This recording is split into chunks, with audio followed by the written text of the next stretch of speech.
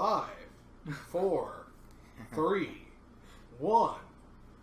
Off blast. Yeah, we're going with the limp off blast this time. Well, I'd say that's more of like the smooth jam. Are you like a smooth operator? Yeah, smooth operator.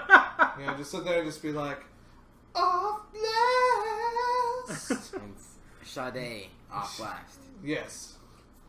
Alright, folks, welcome to another wonderful NeviCast. As you can kind of see, we finally have upgraded to video. Yay! We're finally on video. We kind of been, testing this out with Thoughtful Thursdays, but now we're going full blast with NeviCast. Oh yeah. And as you can see, we have lots of special guests. Belly cat. Yeah, Belly Cat, and Invisible Dog. Yes. And Pooty dog. And Pooty Dog. But as always, folks, this is your boy, Fearless Billy Nwanda. And of course, next to me is our master of board games, Rum.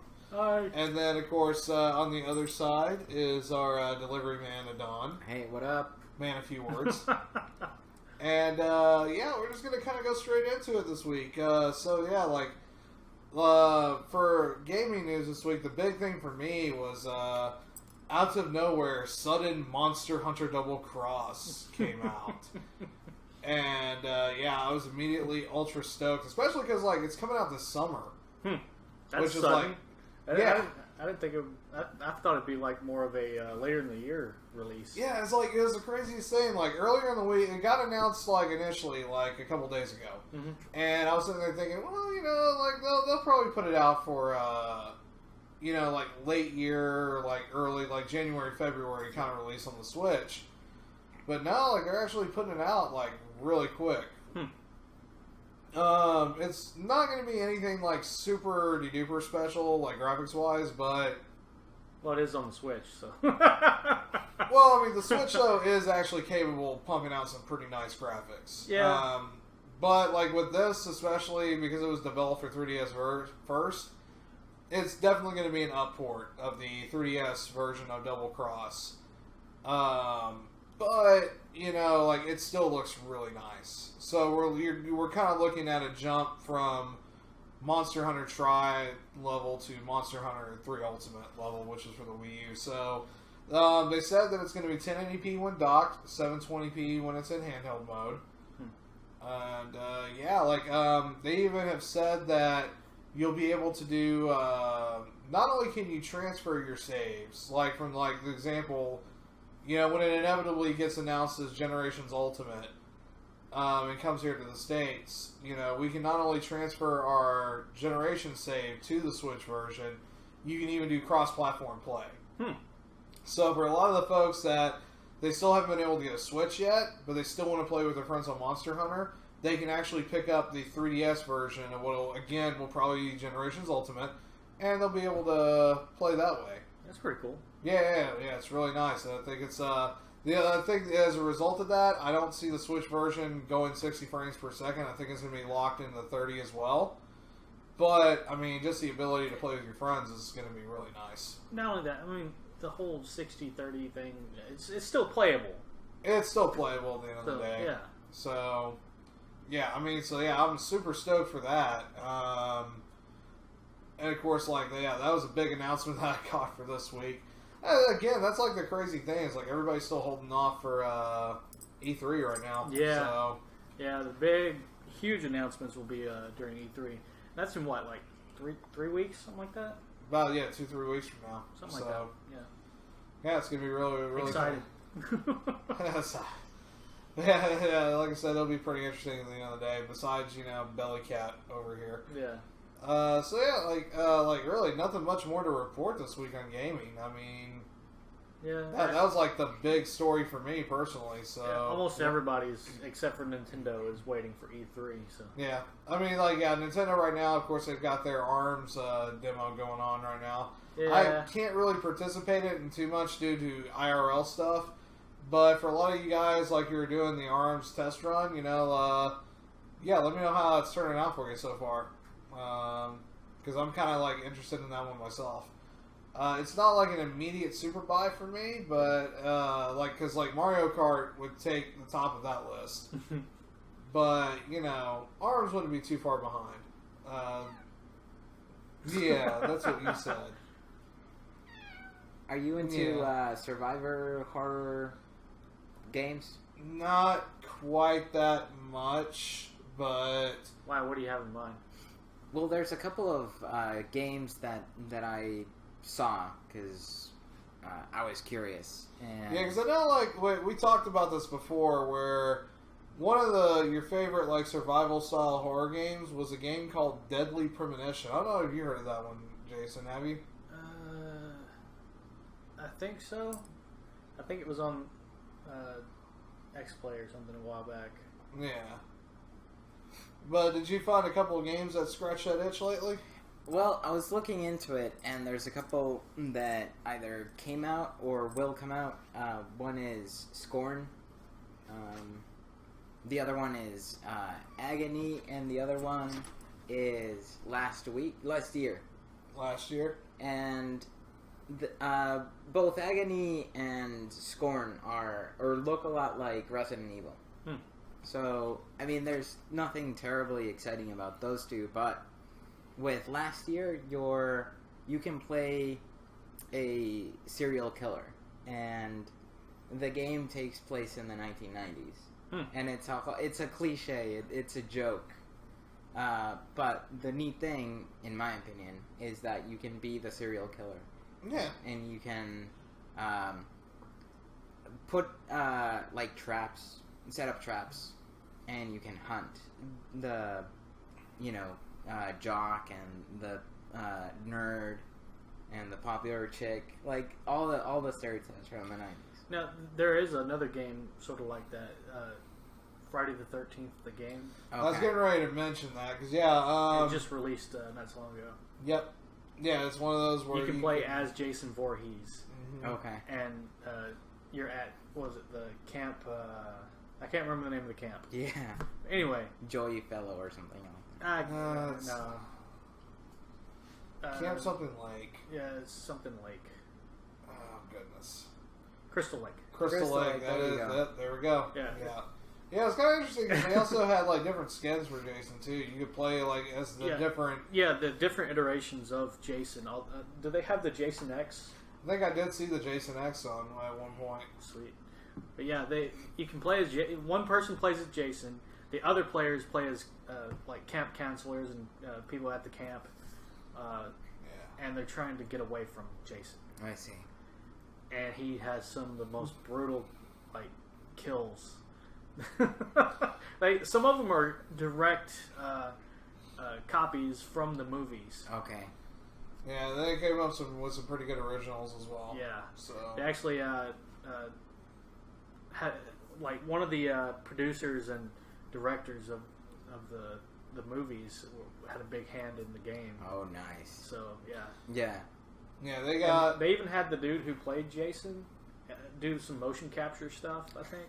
I think they brought in Kane Hodder, who was considered to be the penultimate Jason. Yeah. He was Jason throughout a lot of the latter day Friday the 13th movies, all the way up through Jason X. So, yeah, they brought him in to help out as well. I mean, but it looks like it was a really sweet one. And plus, speaking coming back to Resident Evil, we have to also kind of mention about the new Resident Evil, which, even though a lot of people were thrown off because they went with a first-person perspective, and a lot of people thought that as a result they were kind of ripping off a lot of Outlast and a lot of games of that ilk that have come out lately. From what everybody has, I haven't played it personally, I should disclaimer this part, but from what a lot of my friends and whatnot have told me, it actually harkens back more to the original Resident Evil games than anything else. You're just playing in first person instead of third person now. But it's no longer, sort of like how PT was supposed to be, but never. I think so. Never got its day. Yeah. Well, it's kind of we're getting at least Death Stranding now. I can't wait for the next trailer for that at E3. Yeah. I'm wondering what the ink baby that he carries around and like disappears. And Well, it's not only that. It's not just Norman Reedus. It's also Mids Mixon as well. In Doctor Strange, he played the main bad guy. Oh yeah. Yeah, he's getting a lot of like newer roles and whatnot. But yeah, they got him in the game now too. Nice. So yeah, it's kind of a weird little. It's a weird little production going on over there. That's for sure. Well, at least they have the budget to pull all this off. So hopefully. Yeah, like I know he's getting a bunch of mad money from Sony because this is like a Sony finance production, and he's like a huge like Hollywood fanboy. So yeah, hence him bringing in Kiefer for Metal Gear Solid 5. Yeah, pissed a lot of people off. It didn't even tell like what's his name, who played Snake. David Hayter. Yeah, they didn't tell him until like the last minute. It's like, so you're coming out with a new Metal Gear game. So when do I start recording? Like, oh, you don't. Yeah. Well, I mean, I think Kojima's been wanting to like really go with a super like A-list caliber Hollywood stars for his game production for a while now. So now this is kind of like the equivalent of Prometheus Unchained. Now we have to find out whether dude's going to be able to live up to the hype or not of said production. So, in the meantime, I'll just be waiting for Fire Emblem Warriors to come out. I'm just sitting here like, when's this new Elder Scrolls come out? True that. I mean, well, at least you can finally go to Morrowind and ESO. You gotta pay for it separate. Or you could just subscribe and get all the DLC stuff, because, like, you know how their system works, you know? Like, yeah, you gotta buy crowns, and you gotta, or do the subscription, you get extra crowns every month. You get extra crowns, and then you get access to all the DLC for free. Or not do that. That's why I haven't played Final Fantasy 14 in a little while. The whole subscription thing. Yeah. It's too bad they haven't implemented a system like a lot of power gamers in WoW, because you know they have that token system where if you earn enough tokens, you can use that to pay for theoretically your subscription. So. Yeah. Anyway. I'd probably use it to pay for Overwatch loot boxes. Speaking of Overwatch, how'd your stream go on Monday? It's kind of like one of those, like the thing with playing Overwatch and quick play is that you do have to understand that you're going to be thrown into random ass teams, and folks are, you know, are like learning their characters, and it's understandable. But like the worst one for me was, it was one of those where you have to take the objective, and then you have to escort the payload. Sorry, Cap. And I'll sit up for this part. So, you know, we're sitting here, like, we get it to the payload part, and we're sitting there trying to run it up the ramp, and then all of a sudden, but in the meantime, you have two the assassin characters, Hanzo and Widowmaker. They're both in the starting building, still over there at the... dicking around. Yeah, they're sitting there saying hello to each other the whole time. You didn't know the match started, right? Yeah, and they're just sitting there like they were trying to snipe the whole time, and it was just like, you know, okay, that was okay when we were trying to take Objective A, but now we have to get the fucking payload up there, man. What the hell are y'all doing?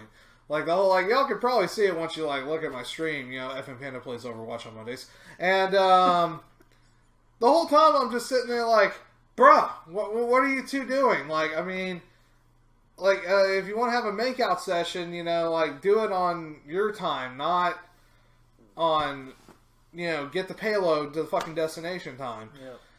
That was kind of like the most, like, inwardly frustrating one. All the other ones were pretty much a standard quick play. I mean, you're going to get put in with, you know, crappy teams. You're going to have a lot of issues at times. I mean, the main deal is that you have to be able to play aggressive. There were a lot of instances, and I don't know if it was just due to newer characters jumping on all of a sudden because of the anniversary that started the next day, or if it was just the time I was playing it at. But there are a lot of players who were just playing scared. Yeah. You know? I know the other day, what was it, Tuesday, Wednesday, something like that? You started playing at 2 in the morning. No, that was last night. Was it last night? Oh, no. Days just They in do together. blur. They do blur for you, but started playing at 2 a.m. and you kept getting into matches with just people that they had no spine. yeah. That whole 2 to 4 in the morning period of time was just like me sitting there. Like, make the push. No, we're going to hang back and no. Yeah, because what happened was they got especially because a lot of players get scared when the opposing team does a Reinhardt Bastion Soldier combo. And because with those three, and it's even worse if you add in Torbjorn and a Diva. Yeah. Because then you've got all those players over there, which even though they don't necessarily fit together in the roles, they can still do a lot of damage. And a lot of players don't know how to punish and answer for that. Yeah. One tactic that a lot of players have been doing lately is they've all been playing Pharah. And the Pharah player just goes up in the air and just shoots rockets down on people. And nobody knows how to answer for that. There's only so much that I can do because I'm a Diva main. I mean, I can get up there a little bit, but I can't get up there all the way to knock her down. So it's just really frustrating. But, again, that's Overwatch when you do quick play a lot of the time. Over butts. Yeah, over butts, over waifus, pretty much. So yeah, but we'll. It's still a fun game to play. Yeah. I'll be playing it again this Monday. Once again, if Infinity plays Overwatch, you can find me on Twitch. I stream on Monday nights. But yeah, the anniversary stuff is going on right now, so yeah, we're gonna be playing a lot of that in the coming days and weeks and whatnot. So yeah, looking forward to it. So at this point, I mean, I think we should kind of go seg on a little bit. Segue. Yeah, segue. I think we talked enough gaming stuff for tonight. Let's talk some dank anime stuff. And my usual. I watched My Hero Academia earlier. Yeah, you watched you watched your My Hero Academia. I love that show. We also, like me and Adon over here, we watched a wonderful little ditty called Kina Thorn this week. Yeah.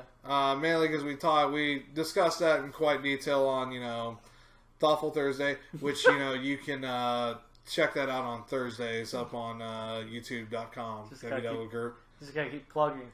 Yes. Until we get more hits. Until we get more hits, yes. But yeah, we talked about Kina Thorn. We've actually got a new one plugged in that's going to be, you guys are going to catch out this awful Thursday. It's a Netflix original called Blame. So look forward to that. Yeah, don't blame us. Yeah. We'll blame you. Yeah, don't blame us. We'll blame you. We now have a title. Yes. It's a little bit of mecha, but also a little bit of hero thing. Stuff. Words. Stuff, words. There are a couple of themes that are intertwined with the previous Thoughtful Thursday that we did. Yeah. And that's why I chose that one. It's all connected. It's all connected. It's all connected. So, Good Lord. Look out for that. It's like a Stephen Moffat. It is kind of interesting, though, because, kind of thinking coming back to this part, with the fact that Netflix has been getting a lot of original anime lately. Yeah. I just need to break down and watch some of it. Yeah, I'm still waiting for them to hurry up and get I was getting ready to say, my Little Witch Academia. But, kind of like that. Yeah. Yeah. Yeah. Things, words. Thanks, words. I thought Ajin was going to be better than it is, I think. I mean, I have my opinions on Ajin. Yeah, I mean, horror style anime in general can be really kind of hit or miss to me. So, some stuff I can, kind of easily get into, but some of it's just kind of In my opinion, the first season started out really interesting with some characters that were well developed, and the dialogue was, I think, decent. and the idea itself was also decent. But then they started running into cliches, in my opinion, towards the second season, and they took the series to a point where they ran it into the ground. It does happen quite a lot, though, with a lot of anime productions. So, kind of unfortunate, but, I mean, I hope that, I just hope that at least Netflix keeps the gravy train rolling. Yeah. Because it is getting a lot harder, because of so much anime being greenlit, at the same token, it also makes it a lot harder for productions to continue on and not sputter out. So... Yeah, their production windows are... They don't have very many spots that they can put newer stuff in, so they have to just keep trying out sequels. Yeah, and the problem that I see with a lot of animes is a tough balance between, pretty explosions and character development. Yeah. Yeah. Well, not even as much on the explosion department anymore. It's like, moe fan service and character development. I did see something the other day that said that I forgot what company it was, but they said that they were no longer going to take stories that had a protagonist that goes to another world. Yeah, because they're tired of that trope right now. Because almost every story they've received for their it was a light novel. Yeah, it was a light company. novel publishing company. And they had they were just like, because everything lately has exploded in the whole. No teenage protagonists. No sucked into another world. They wanted more adult. Characters. Thank goodness. Because that has been happening a lot lately. There's been 2 really good series that came out of it, RE0 and Konosuba. But that's because... But for those 2, how many other ones came out? Yeah, I was going to say, for those 2, there have been a lot of series that have just been like... it's like, oh, I'm a worthless NEET. It's time to go to the medieval world. And I will become a god. Me and my sister play nothing but video games all the time. Let's go to this other world and become gods. Mm-hmm. Yeah. It's been every freaking thing that's come out has been that kind of trope. Yeah, I mean, it's kind of, I think, also a back effect of the fact that they've been adapting a lot of light novels lately. Yeah. Because, But one of my favorite anime of all time was a light novel. Zero no Tsukaima. Yeah. I mean, don't get me wrong, one of my favorite anime, Haruhi Suzumiya, is, based off a light novel series. Yep. Which they really need to get around to adapting the rest of those soon. Would be nice. Would be nice. But, I mean, with the whole... Have they figured out the whole Haruhi thing, though? Have they replaced her, or... No, actually, in the most recent series, the disappearance of Nagato Yuki-chan, yeah, she was back as Haruhi that whole time. Nice. So, I mean, it's really a matter... She also played Lucy Hartfilia on Fairy Tail. Yeah. Yeah, I heard that Fairy Tail role was the only thing that kept her going. Yeah, I'm glad they got over it and let her come back as Haruhi, though. Yeah, they let her come back as Haruhi. It's really now just a matter of the production company.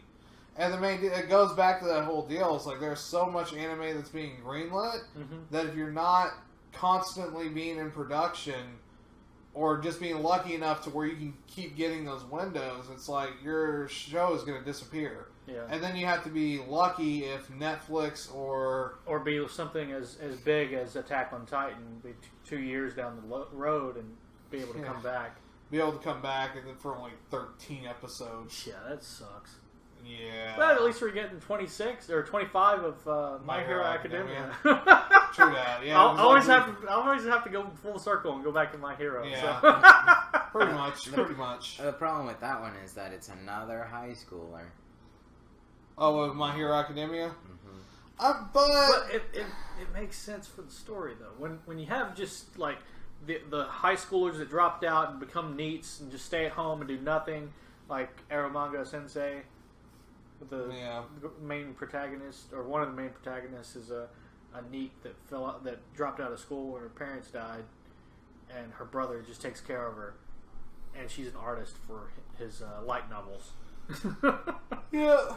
I mean, yeah, But Izuku is not a NEET. He's not dropped out of school. He actually wants to go to the school that he's at. So huge difference there. Yeah, I mean, like, and plus with My Hero Academia, it's a shonen style. It's a shonen Jump series. Yes. That also does manage to subvert quite a few shonen Jump tropes. It jumped up really fast from the day it was from when it first came out. Once let's see, we lost Bleach. One Piece is still going. Naruto became Boruto, so that's still going. Yeah, that one comes out only once a month though. Yeah, but they had to find something to take its place, and I'm glad that My Hero took its place, because that is a freaking awesome show. Yeah. No spoilers on the manga. None. Well, yeah. So, yeah, like, look forward to our talk about Blame for Thoughtful Thursday coming up. And, kind of at this point, we talked a little bit about this, like, last week, but I kind of like, as we're getting closer and closer to A-Con, which, for those of y'all who are listening to us... 2 weeks?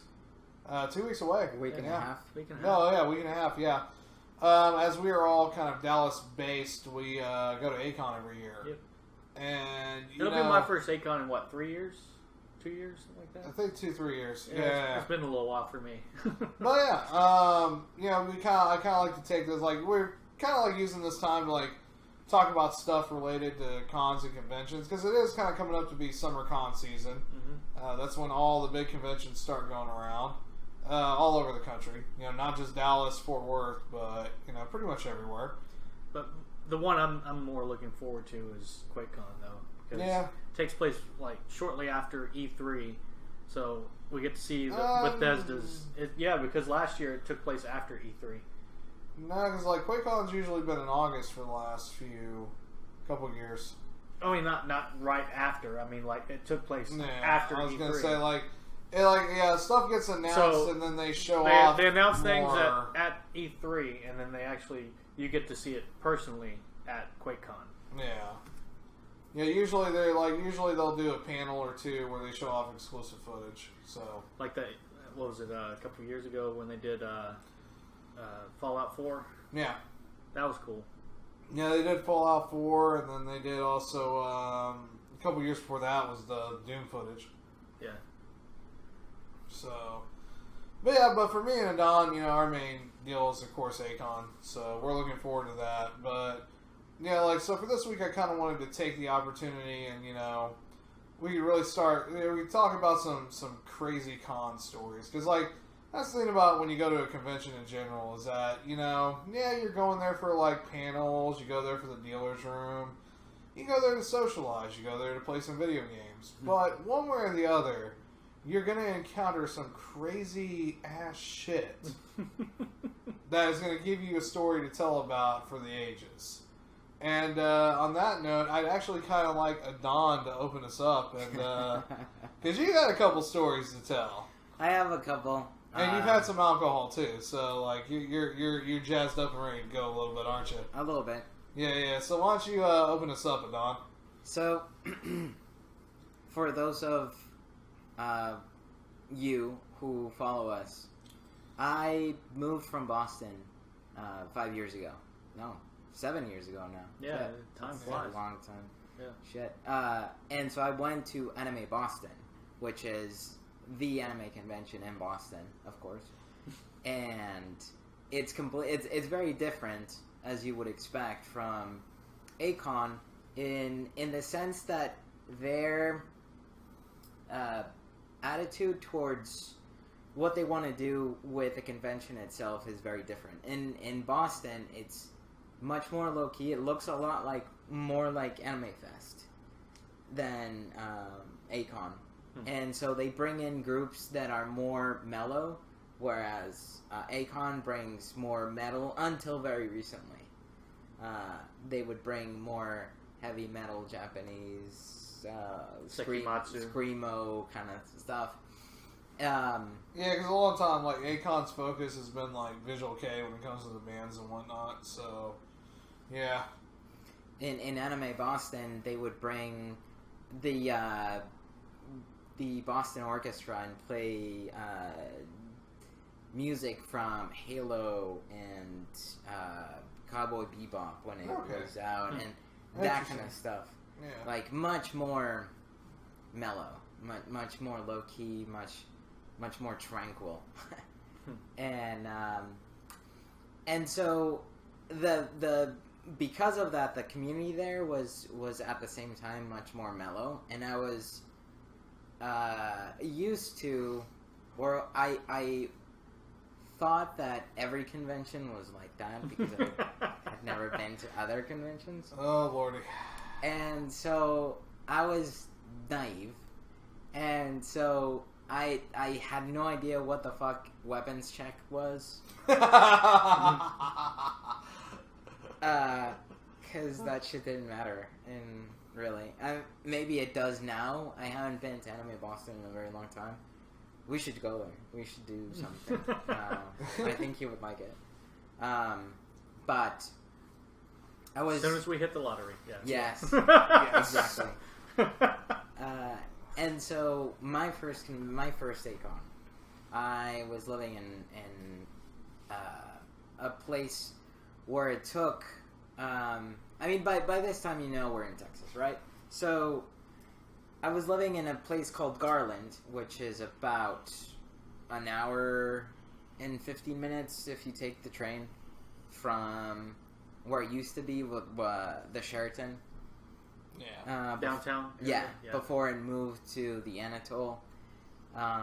And so that was a bad idea. I thought I was being smart and saving the money that I would have spent in a room, but again, I didn't know what a convention was here in Dallas, and I didn't understand that the room is meant for a reason. Like, it's there for a reason. All the fun activities really are happening after 9 o'clock. And so I was taking a train until... so I was taking a train from Garland to the Dallas Sheraton at 9 o'clock in the morning. So I would get there by 10, and so I would do all my stuff, and I would hang around there until 4 o'clock in the morning, and then take the train back to my place, sleep for a couple of hours, and do the same thing. Oh, and man. the next day, and yeah, that was stupid. Don't do that. Don't do that.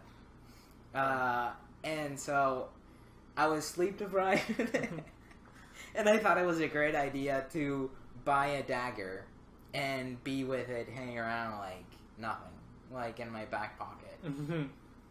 So I went into the rave with this dagger. No weapons check. No nothing. Like, and I could tell people looking at me. I'm like, what the fuck is, going on? Why are they looking at me?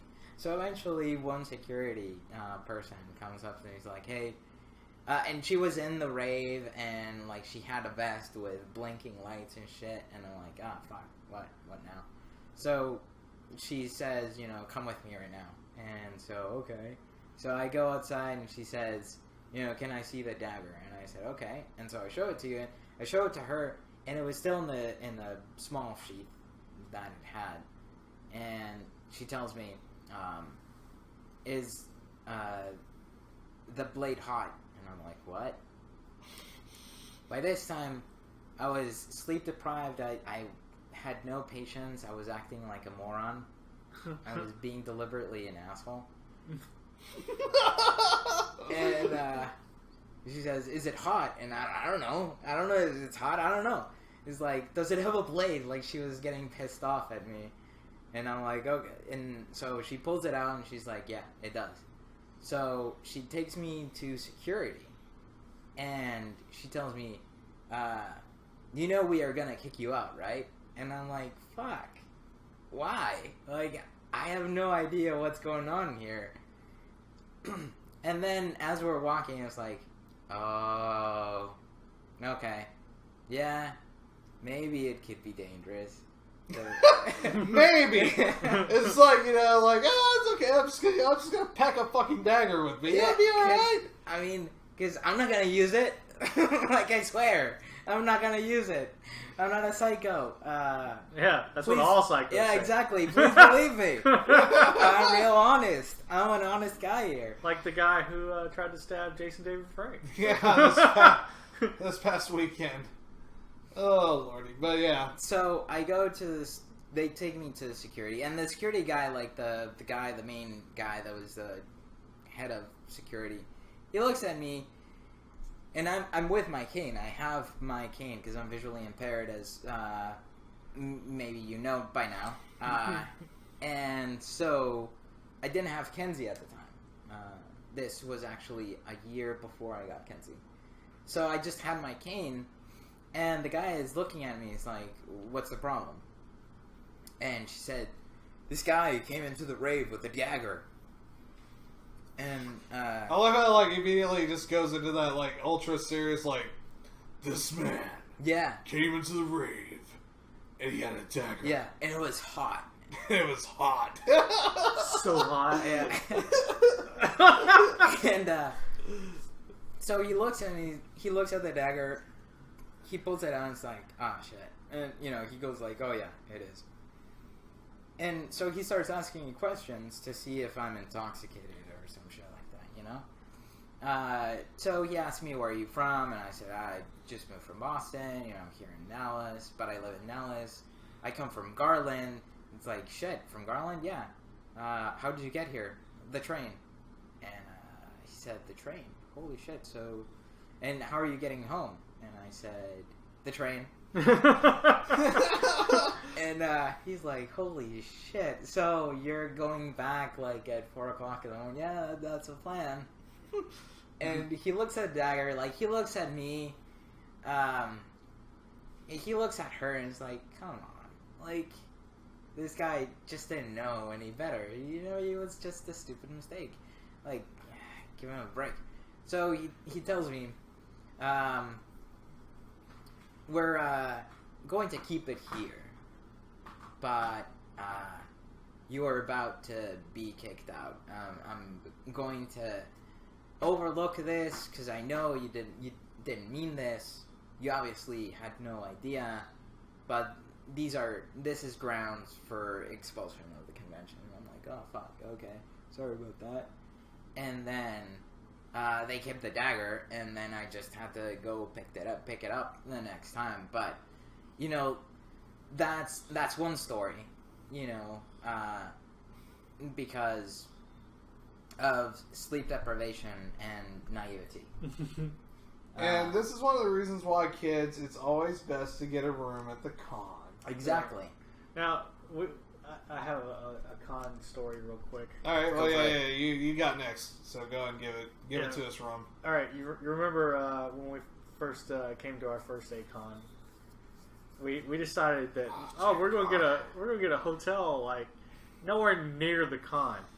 Yeah, because I'll give some backstory on this. Like at the time, myself and Ron were living in Memphis, and I was like, as a prelude to us relocating back out here, it's kind of like, hey man, let's go to A-Con, and of course, us being broke at the time, we were like, well, there's no way in hell we can stay at the Sheraton, but we can stay at this hotel over here, and it's Farmers Branch. It was like right in the Farmers Branch area, but it was like, we can just, it won't be that much of a commute. We drove. We didn't take a train like you did, but we drove. Well, let's first. We drove like 10 hours to get here. Yeah, had no sleep. Went to the convention. Yeah. Driving around at the convention, parked. Went in the convention all day long, and then went back to our hotel. And like by the time we're getting out there, we're both like dead ass tired. We have no idea where we're going, and I'm driving. I was like, "Hey, just tell me where I need to go." I sound like I'm drunk because you're tired. I'm deprived. We were both just like, "Tell me where I need to go, Chris." All right, man. No, you need to turn. Oh, where? And like, keep in mind, this is us going down like just a normal like fucking street. Yeah, and we're just like, we're just like freaking out. We just need to get back to the hotel. Yeah, both of us just trying to get back, and yeah, like that whole weekend we went sleep deprived. But of course, like the crowning jewel of that, I'll let you tell this, is that we met up with some friends of mine, and they invited us up into their room to go play a board game I picked up. Yeah. Why don't you tell about what happened when I was trying to play the board game? Since we have visual ability right now. We were playing, what was the game? Ninja Burger. And one of the parts of the game, you have to roll the dice. And like he's sitting over there passing out. He has a dice in his hand. Like, Chris, he's like, drop the dice. So, like, hey, Chris, it's your turn. Huh? And he drops the dice.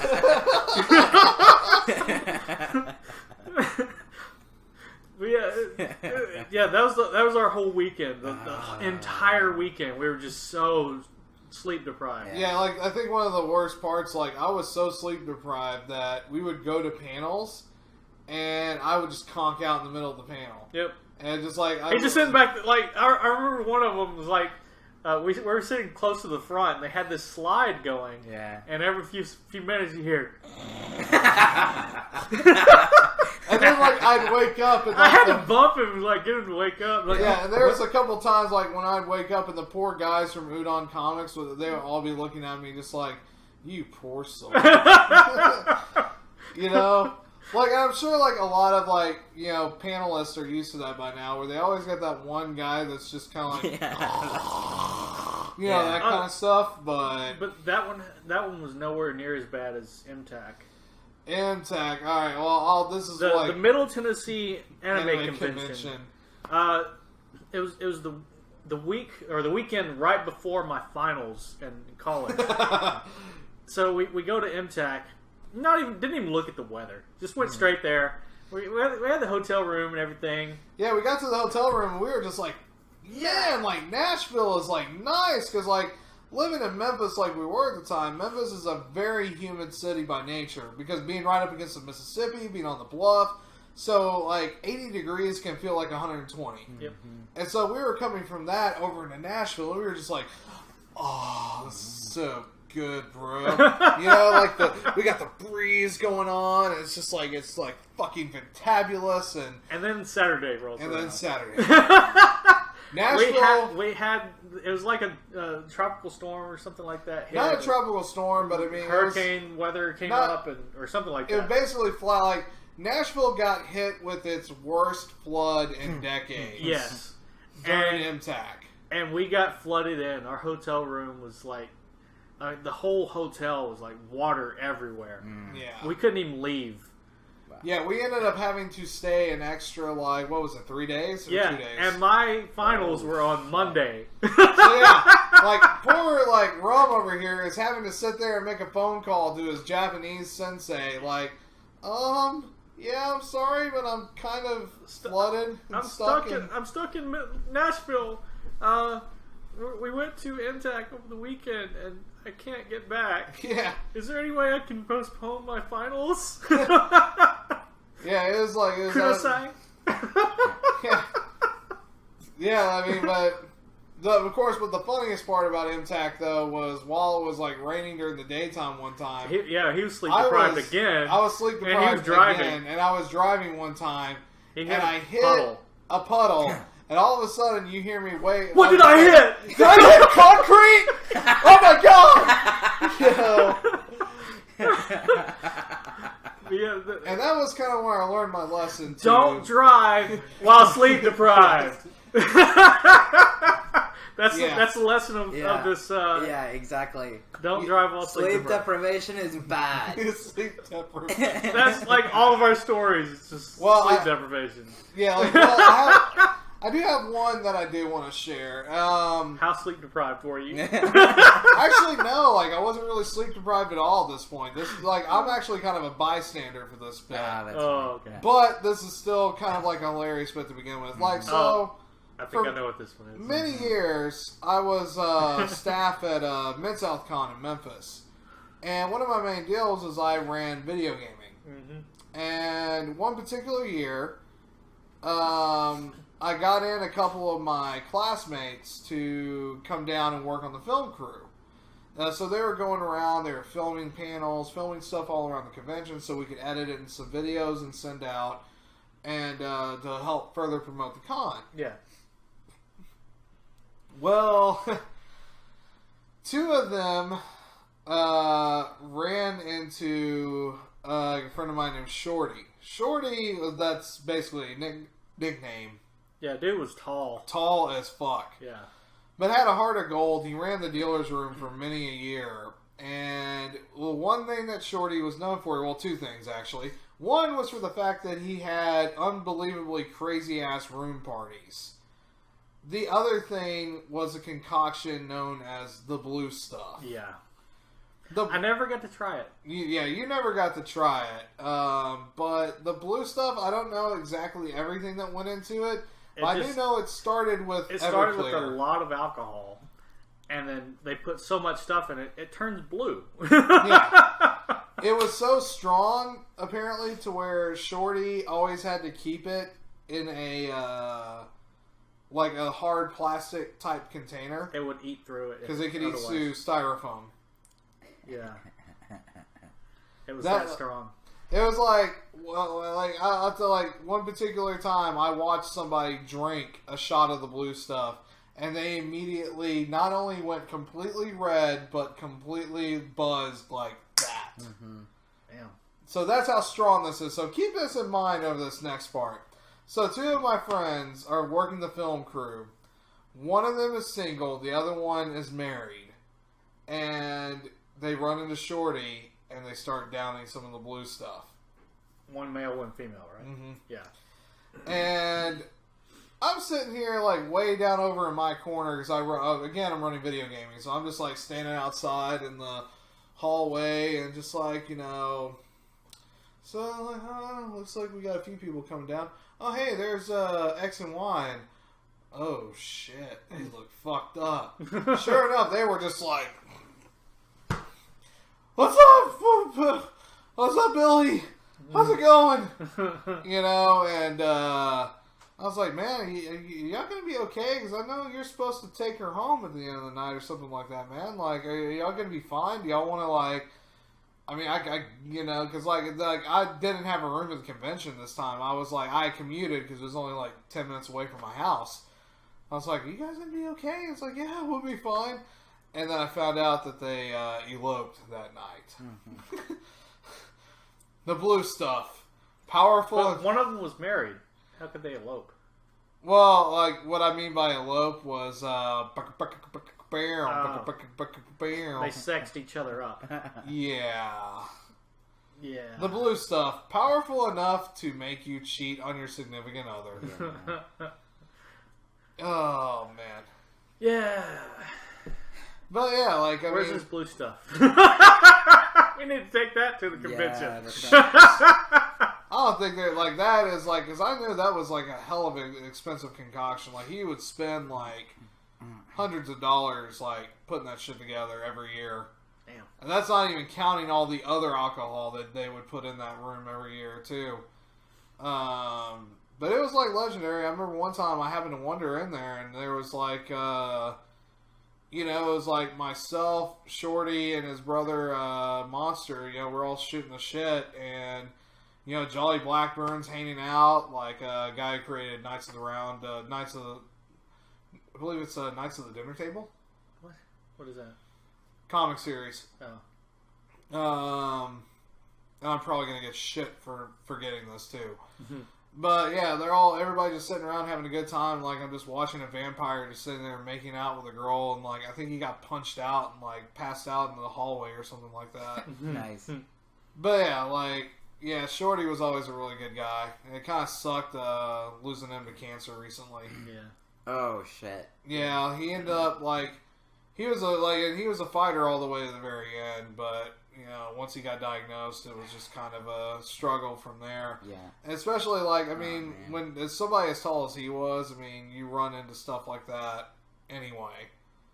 Yeah, yeah, because So- there's something going on. Yeah. Something or other. But yeah, he was a guy that I always liked hanging out with. Like, we'd always have, like, crazy-ass conversations, too. And, yeah. But the blue stuff. Yeah. That is the stuff of legend. I have a story which is related to coitus, more or less. All right, Sheldon. It's related because it involves the opposite sex. So I went to the convention. Actually, my last convention going by myself. This was 2 years ago, I think. Yeah. And so Acon has their masquerade every Acon, and it's what it sounds like. And there's a theme, Phantom of the Opera theme, except this year they had to go and fuck it up with Yuri on Ice. God damn it! Like, but so anyhow, you're going to the masquerade ball. So I went. Before I digress, I went to the masquerade ball, and it was really nice because you go with your best pieces of clothing, and so women tend to wear better clothing, and like they make an effort in looking pretty. So there was this girl that was sitting by herself, and I came up to her, and I started a conversation with her, and I said, can I sit down, blah, blah. And I talked to her, and I realized that I'm too nervous to dance, and this one other guy just comes up, and he starts flirting with this girl, and he says, "Hey, do you want to dance?" And she says, "No." And he says, "Why not?" And then this girl looks at me, and I froze. I did not do anything, and I feel, to this day, I feel like a moron. So the lesson of that story is that don't be a moron. Go ahead and make a fool out of yourself. It doesn't matter, because the worst thing that can happen is that you look like a fool, and that's it. Actually, no, I can think of one worse thing that can happen. Yes. You could sit there and have an entertaining evening with, a girl at the convention, hit it off really well, and then suddenly get bored with yourself and tell her, I thought we were going to be making out, but it looks like nothing's happening, so I'm going to go back now. Yeah. Who did this? And well, then, thanks for announcing it to everybody out there. And proceeding to go into the room and say, "You know what I done? Sometimes you're a nice guy, but sometimes you're an asshole." And then leave. And then just left? Yeah. And then he left. What brought that on? He just suddenly said that and just left? Yeah, because he was pissed off at the whole situation. Okay. So, yeah, he decided that was a good random. idea. Yeah. I was kind of hoping not to name names on that one, but, but too bad. We might have to edit this part. I'll bleep it. You bleep it? Bleep that out. Yeah, just because, let's bleep that. Yeah. This didn't happen. We'll have to. That went nowhere. We'll have to get the flashy thing from Men in Black. Yeah. Did you just flashy thing me? That's right. But yeah, we're at 54. We're always at 54. Car 54, where are you? I have another quick story. All right. Yeah. I was in the elevators when it was at the Anatole, and all of a sudden, I hear this big commotion, and I see a couple of security, and then followed by police. And so later on, I heard this girl talking about how this guy literally flashed in front of this other girl, and the guy was pinned down to the ground by security. Mm-hmm. He was arrested and pulled out. Oh, I think I know what this incident is referring to. Yeah, so this happened in Anatole, right? Mm-hmm. Oh, yeah, so, yeah, a few Acons ago, there at the Anatole, I wasn't directly nearby, but one of our fellow Nebula Double mates, Christian, was up there. And, yeah, he was saying that, yeah, there was a guy running around the Anatole who was just sitting there just like, oh, look at my cock, isn't it so great? Kind of stuff. And they had to get, like, a shit ton of security and police to, like, pin him down. The whole time he's just going crazy. It's just like he took a whole bunch of angel dust at once. It was just, like, going absolutely insane. Yeah, and there's, like, a shit ton of underage people there, so... Yeah. He'll probably have to register as a sex offender. Yeah. Yeah, pretty much. Pretty much. And on that wonderful note, I think we should go ahead and conclude tonight's festivities. But what about swag chicken? Oh, do I really have to talk about swag? Yes, swag chicken! All right. We'll close it out with swag chicken. All right, so this happened, this first started happening when we came back to Dallas and I started volunteering for Anime Fest in their arcade room. And I was sitting there, doing my thing, when all of a sudden comes a guy dressed up in a chicken suit with a empty bucket of KFC, and all of his buddies running around and what they would do is they all come up in groups. And they all run up, and he's just he would say some weird shit in Japanese, just whatever made up phrases, and all of a sudden just be like, swag, swag, swag, swag, swag, swag, swag, swag, swag, swag, swag, shh, shh, go inside. And they'd all run off. And they'd go do it again. Yeah, they just do that to random people. They just walk up, the dude would say some random shit, dressed as a chicken, holding KFC bucket, and then his friends would just go swag, swag, swag, swag, swag, swag, swag, swag. And they just did this over and over and over. Swag chicken. Swag chicken guy. He's pretty much like the local legend at Anime Fest. Everybody in the staff knows about him. And he even tried to volunteer one year. Did they say no? No, they actually took him in at first because, at A-Fest, we have an open mind. Mm-hmm. But then dude never bothered to show up for a shift. So that was pretty much the end of his volunteering career at Anime Fest. Mm. But, yeah. Good old swag chicken. I mean, I think he's there pretty much almost every Anime Fest. Mm-hmm. And soon, he'll be there again this year. Ready to lead the triumphant swag guys into the future with his bucket of KFC. Actually, when I went to Anime Boston, the Adventure Time was popular at the time. Yeah. And this guy, this kid, he dressed up as the guy with the backpack. The guy that said, what time is it? Yeah. Yeah, Finn. And he would run around what time is it? What time is it? And everybody would say, Adventure Time. It was really fun.